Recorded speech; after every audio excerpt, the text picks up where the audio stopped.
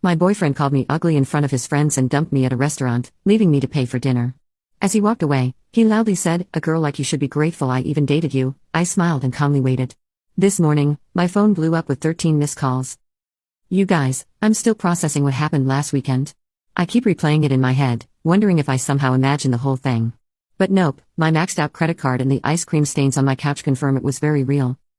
For context, I had been with Ryan for 2 years. 2 years. Not some casual fling or whatever. We had the whole routine down: Netflix marathons on Sundays, awkward holiday dinners with both families, even that weird couples yoga class he insisted on trying, which we both sucked at, tbh.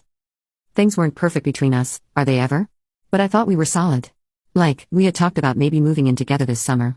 He had these little annoying habits, leaving his socks literally everywhere, texting during movies, and making these helpful comments about my appearance.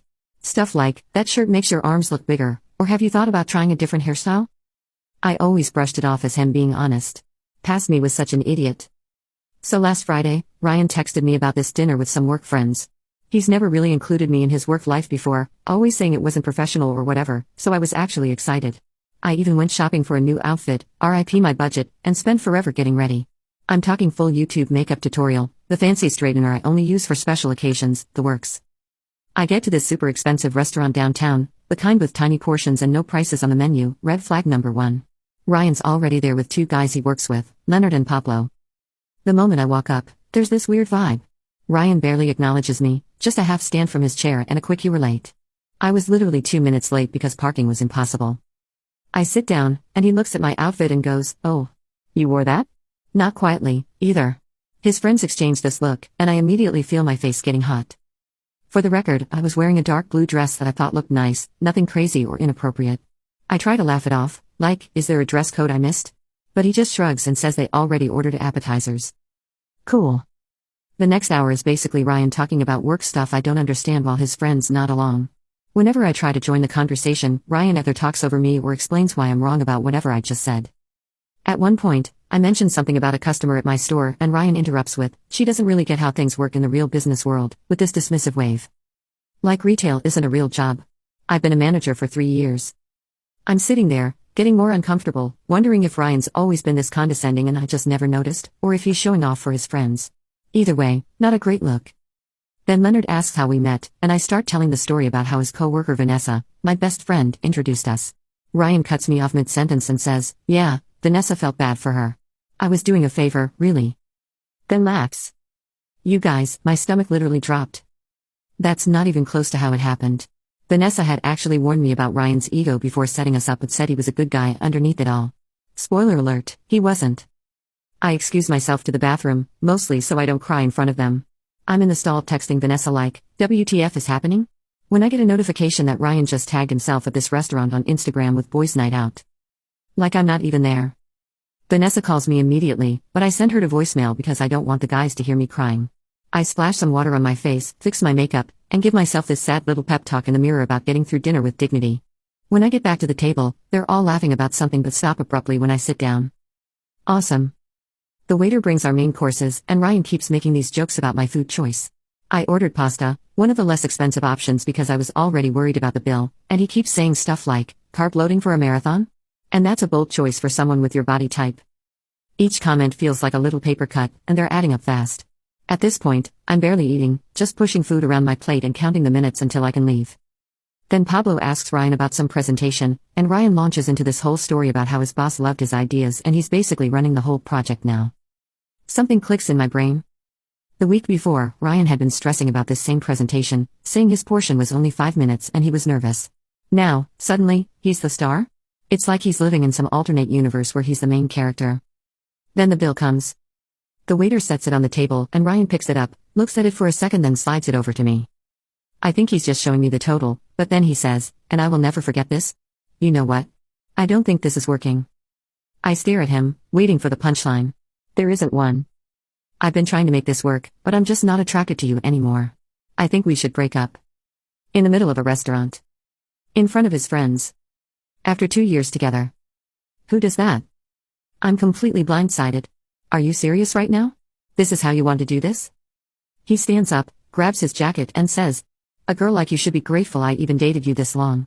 You're not exactly a prize." Then he and his friends just Left. They all walked out together, laughing, leaving me sitting there with a $347 bill for all their stupid Wagyu appetizers and fancy cocktails.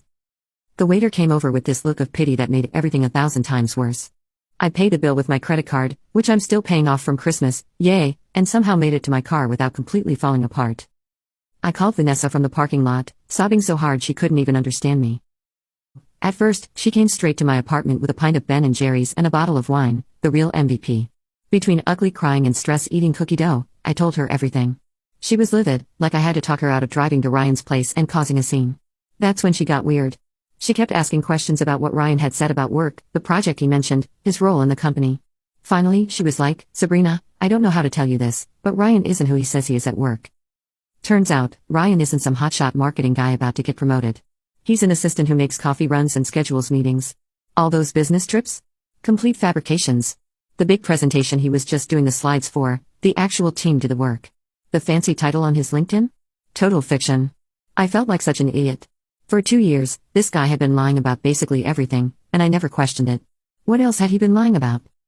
That night, after Vanessa left, I went into full detective mode. I scrolled back through our text history, our photos, everything. So many inconsistencies I'd missed. Comments about money that didn't add up, times he had to work late but his location showed him across town. I couldn't sleep. I kept replaying that moment in the restaurant, how small he made me feel, how humiliated I was. At like 3 a.m., I got a text from a number I didn't recognize. "Hey, it's Cody from Ryan's office. Vanessa gave me your number. There's some stuff you should know." That's when things got really interesting. First update, thank you all so much for the supportive comments on my last post. I literally cried reading some of them in a good way. A lot of you asked for an update, so here's what happened next in this absolutely wild situation. After finding out from Cody, who works with Ryan, that my boyfriend of 2 years had basically been living in a fantasy world of his own creation, I spent the next few days in that gross post-breakup fog. You know, the one where you're alternating between crying into a pint of ice cream and angrily scrolling through old photos, wondering if any of it was real. My apartment looked like a disaster zone, dishes piled up, laundry everywhere, and approximately 7 empty DoorDash bags because cooking felt impossible. The worst part was that I kept having these moments where I'd think of something funny to text Ryan, then remember what happened, and it was like being dumped all over again. My brain was literally stuck in a loop of did that actually happen? And how did I not see this coming? I'd also been avoiding social media because I just knew Ryan would post something annoying, but Wednesday morning, I finally caved and checked Instagram. Sure enough, there was Ryan with a gym selfie captioned, "Level up. Know your worth." The audacity. I nearly threw my phone across the room. Vanessa came over that evening with takeout and found me wrapped in my comforter like a sad burrito. She's been amazing through this whole thing, making sure I eat actual food, listening to me rant about the same things over and over, and not once saying, "I told you so," even though she had her suspicions about Ryan from the beginning. While we were eating, Vanessa showed me her texts with Cody. Apparently, they'd been talking a lot, and he had tea to spill. According to Cody, Ryan had been telling everyone at work that he dumped me because I was clingy and always talking about marriage. What? I was not the one who made a Pinterest board called Future Home Ideas. Yes, Ryan actually had one of these, which he claimed was research for some work project. Then, Cody dropped the real bombshell. Ryan wasn't just lying about his job title. He was currently on probation for taking credit for other people's work and might actually get fired soon. All those late nights working? He was frantically trying to fix mistakes before anyone noticed. Those business trips? Complete fiction. I was still processing all this when my phone rang. It was Tina, Ryan's mom. I almost didn't answer, awkward, but figured I should be an adult about this. Tina has always been super sweet to me, like remembering my birthday and actually asking questions about my life, kind of sweet. She sounded concerned and asked if everything was okay between me and Ryan.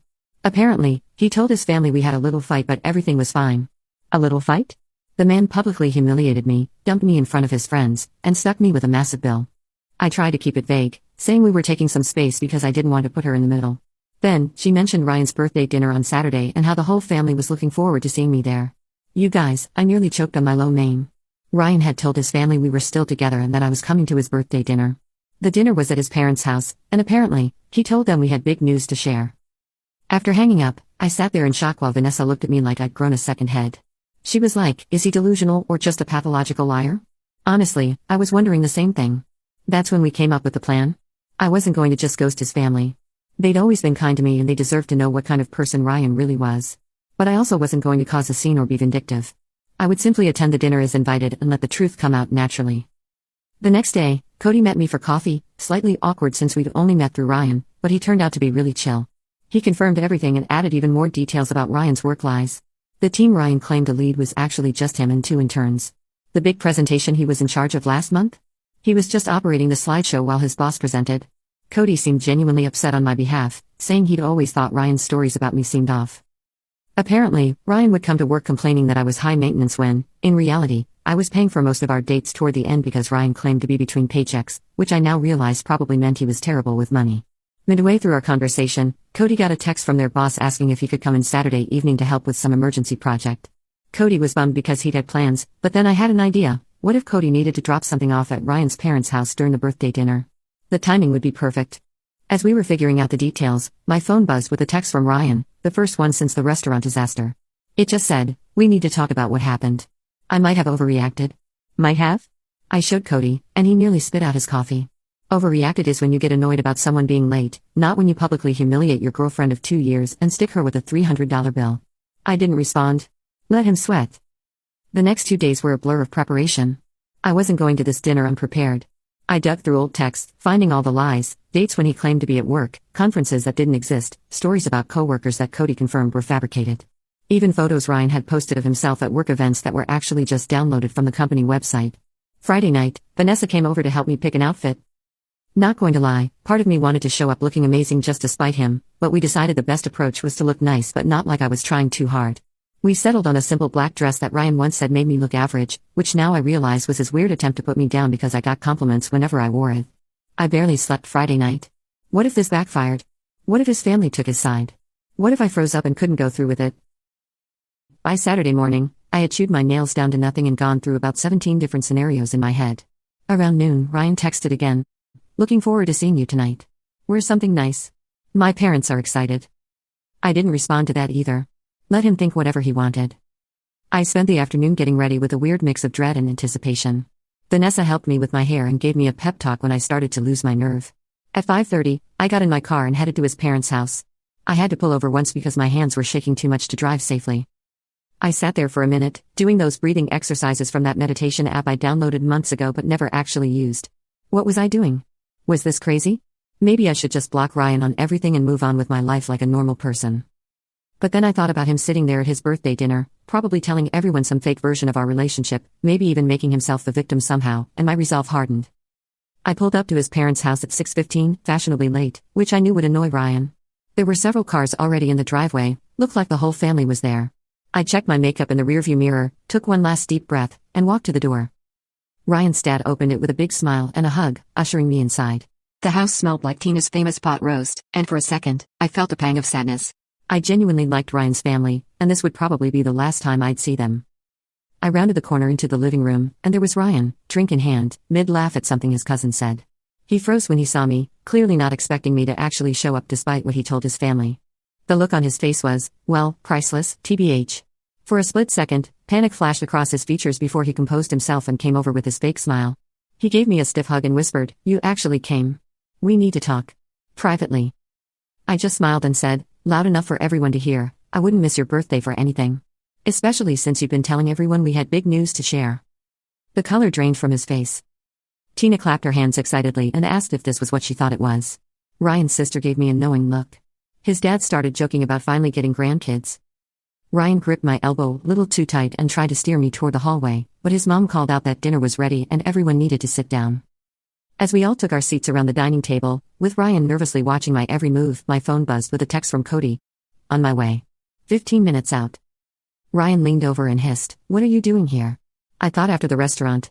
I just smiled sweetly and said, again, loud enough for everyone to hear, "Oh, I wouldn't miss the chance to tell your family about what happened at that restaurant, Ryan. I'm sure they'd love to hear that story."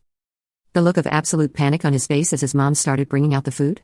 Worth every second of anxiety it took to get there. Game on. Second update. I'm finally ready to share what happened at Ryan's birthday dinner. Sorry for the delay, I needed a mental health day after all this drama. Plus, my Wi-Fi has been acting up because my neighbor borrowed my password and apparently downloaded the entire internet. Where did we leave off? Right, me, sitting at the dinner table with Ryan's family while he panicked about what I might say.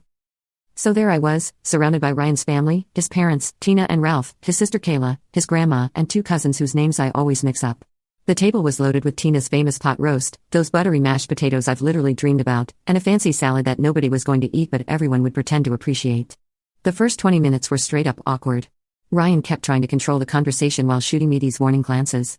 I just smiled and passed the bread rolls, enjoying the way his left eye twitched every time I opened my mouth. Petty? Maybe.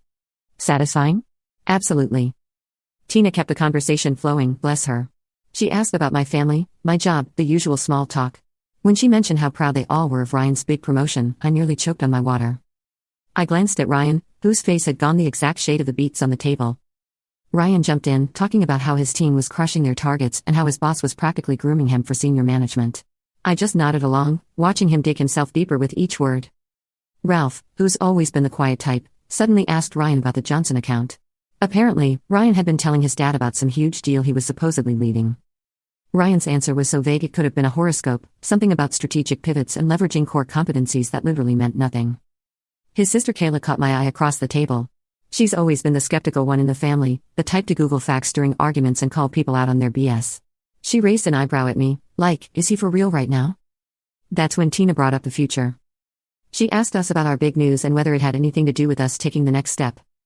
Ryan nearly dropped his fork and mumbled something about it not being the right time to discuss it. His grandma, who has zero filter and is my absolute favorite person in his family, cut in with, so, are you two moving in together or what? Because Ryan said you were looking at apartments together. Again, news to me. The furthest we'd gotten in that conversation was me once saying, maybe we should think about combining our Netflix accounts to save money. Ryan tried steering the conversation back to himself, talking about how his boss had given him a company card for business expenses. I couldn't help myself. I asked, what kind of expenses are you authorized to approve? He stammered something about client dinners and team outings. That's when I casually mentioned, oh, speaking of dinners, Ryan took me to this amazing restaurant last week. What was it called again, honey? The one where you met up with Leonard and Pablo? The color drained from his face faster than my phone battery on TikTok.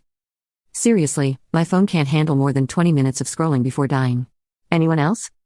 Before he could respond, the doorbell rang. Perfect timing. Tina went to answer it, and I heard her delighted, oh, Cody. What a surprise. Ryan looked like he might actually pass out. Cody walked in with a folder, all professional in his button-up shirt. He apologized for interrupting the birthday dinner but said he had some work documents Ryan needed to sign urgently for Monday morning. Tina, being the perfect host, immediately invited him to join us for cake later. Ryan tried to usher Cody toward the front door, but Ralph insisted they could handle work stuff right there at the table, since we're all family here. Cody sat down in the empty chair beside me, which I'd strategically saved. NGL, Ryan was gripping his fork so hard I thought it might bend. That's when Ralph asked Cody how the big presentation went, the one Ryan had apparently been leading. Cody looked confused for a second before catching on. He glanced at me, then at Ryan, and I could see him making a decision.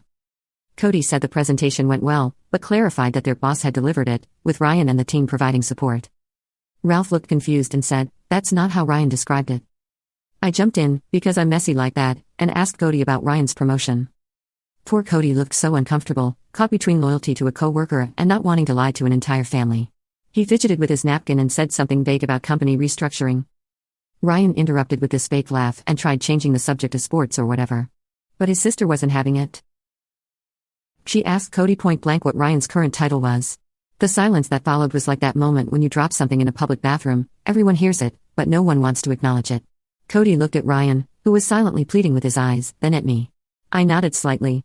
He cleared his throat and said that Ryan was an administrative assistant in the marketing department. The silence stretched.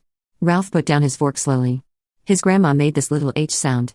Kayla muttered something that sounded suspiciously like I knew it. Ryan immediately went into damage control mode, saying Cody was confused, that he had multiple roles, that it was complicated. But the dam had broken. His family started asking specific questions that he couldn't weasel out of. When did you get promoted? He hadn't. Why did you say you had a team? He didn't. What about that corner office you mentioned? Also fictional. With each question, Ryan's stories unraveled more. He kept looking at me like this was somehow my fault, which only made me more determined to let everything come out. Tina, bless her heart, tried to smooth things over. She suggested we all have some cake and talk about happier things. As she went to the kitchen to get it, Kayla asked me directly about the restaurant I'd mentioned earlier. This was my moment. I took a deep breath and told them everything, how Ryan had invited me to meet his friends, how he belittled me throughout dinner, how he dumped me in front of everyone and walked out, leaving me with a $347 bill I could barely afford. Ryan tried interrupting several times, but his dad shut him down with a look I'd never seen before, pure disappointment. Ryan's defense? That I was exaggerating and playing victim, that I had embarrassed him in front of his colleagues by not fitting in, that leaving me with the bill was teaching me financial responsibility. His grandma actually snorted at that last one. Cody, who had been quiet through most of this, finally spoke up. He confirmed my story, adding that he'd heard Ryan bragging to coworkers about how he'd put me in my place. He even pulled out his phone and showed texts from Pablo, receipts, y'all, discussing what had happened. Tina came back in with the cake just as Ryan was trying to paint himself as the victim. She set it down and asked what she'd missed. No one spoke for a moment. Then Ryan's dad said very quietly that they needed to have a family discussion about honesty. Ryan exploded. Full-on temper tantrum. He accused me of turning his family against him, called Cody a traitor, and said everyone was just jealous of his success. What success? He knocked over his water glass, pointed at me, and yelled that a girl like me should be grateful he even bothered with me. His mom gasped. His grandma said something that I'm pretty sure was old people swearing. His sister just shook her head like she wasn't even surprised. I stayed calm, somehow, and said that the only thing I was grateful for was finally seeing who he really was. Ryan stormed out, slamming the door so hard that one of Tina's decorative plates fell off the wall and cracked. The aftermath was weirdly peaceful. Tina apologized to me like 50 times. Ralph looked tired and sad. Kayla helped clean up the spilled water. Cody apologized for his part in the awkwardness but said he couldn't stand by while Ryan lied to everyone. Then the strangest thing happened.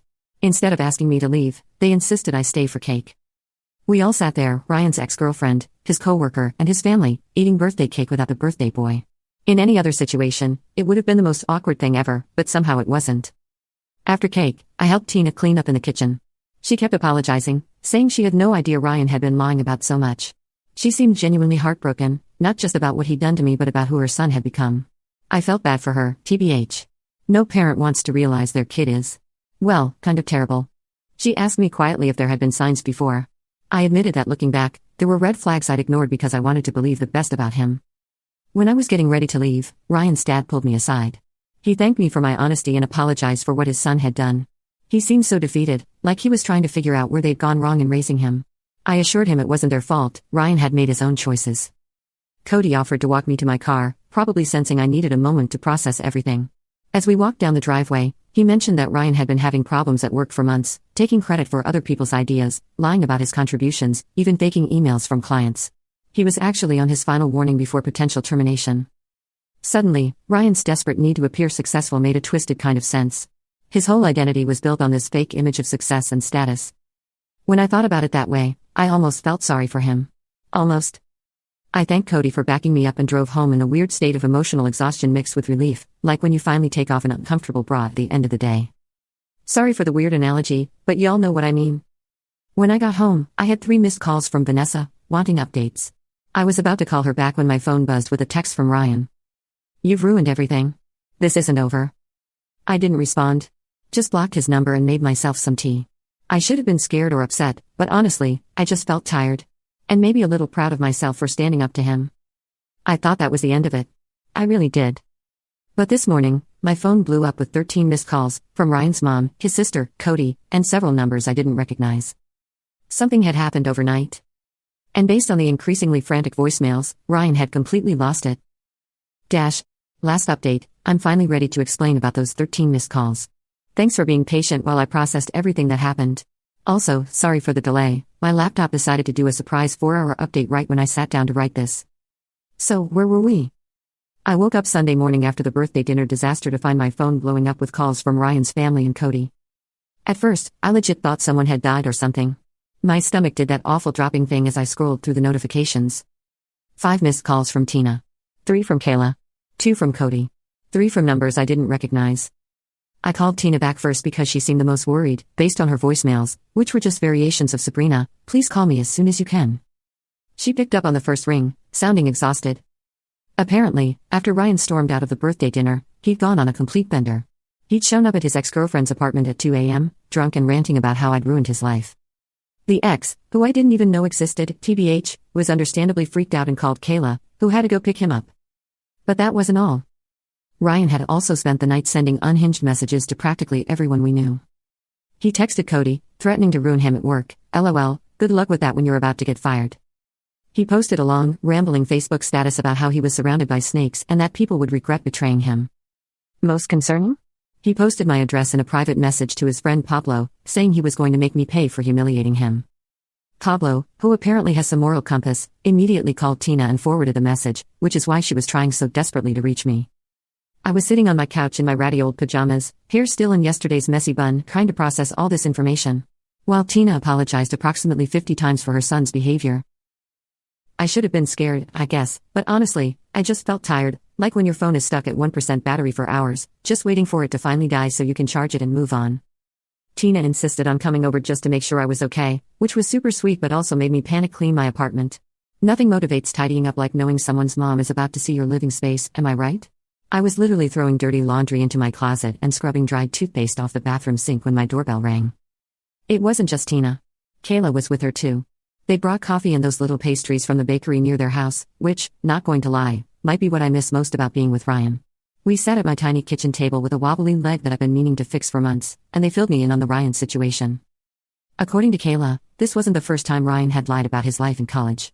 He'd apparently told everyone he was on the baseball team when he'd actually been cut during tryouts. He'd once claimed to be talking to a popular girl who had no idea who he was. There was a whole pattern of him creating this fictional version of himself, one that was more successful, more popular, more everything. As they were talking, my phone kept buzzing with texts from friends who'd seen Ryan's social media meltdown. Vanessa was freaking out, wanting to come over with her boyfriend, who does kickboxing, just in case. She watches too many crime shows, I swear. My group chat was blowing up with confused messages about the dramatic subtweets Ryan was posting. That's when my doorbell rang again. I literally froze, wondering if it was Ryan.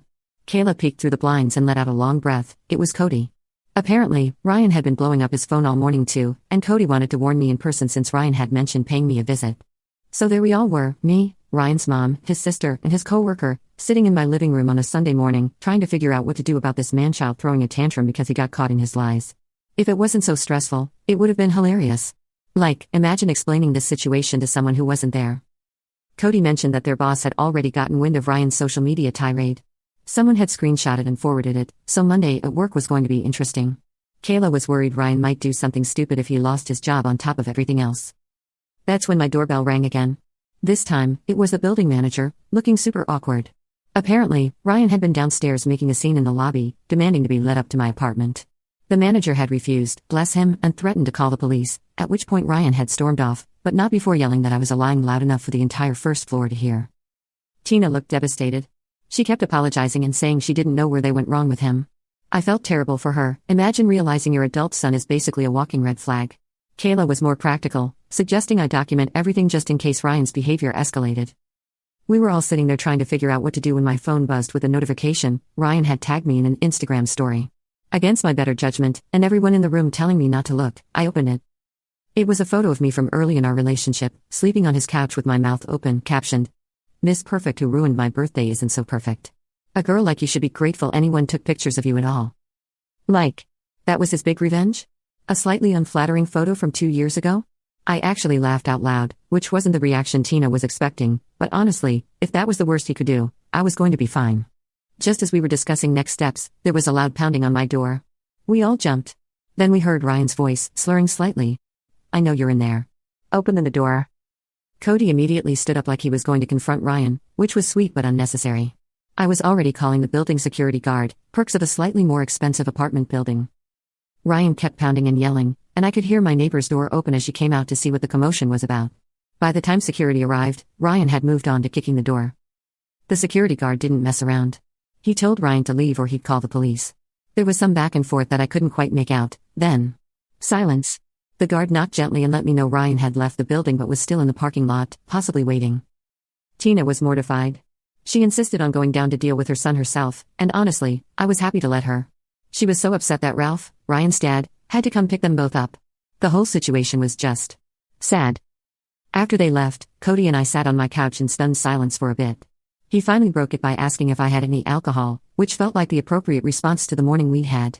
We split a bottle of wine I'd been saving for a special occasion, and this definitely counted. By the time Cody left, it was late afternoon, and I was emotionally exhausted. Vanessa came over and stayed the night, just in case Ryan decided to make a return appearance. He didn't, thankfully. We ordered pizza, watched bad reality TV, and tried to process the absolute soap opera my life had become. The next few weeks were, well, an adjustment. Ryan got fired from his job after failing to show up for 3 days and sending inappropriate emails to several coworkers. He moved back in with his parents temporarily, which I only know because Kayla and I have kept in touch. She's actually pretty cool. We get coffee sometimes. Ryan tried to contact me a few more times, leaving voicemails that ranged from angry to tearful to weirdly nostalgic. I saved them all, just in case, but never responded. He created a few fake Instagram accounts to message me, but they were so obviously him. I mean, who else would write "you're making a big mistake with that spelling error"? I just blocked them instantly. The weirdest part was running into him at Target about a month later.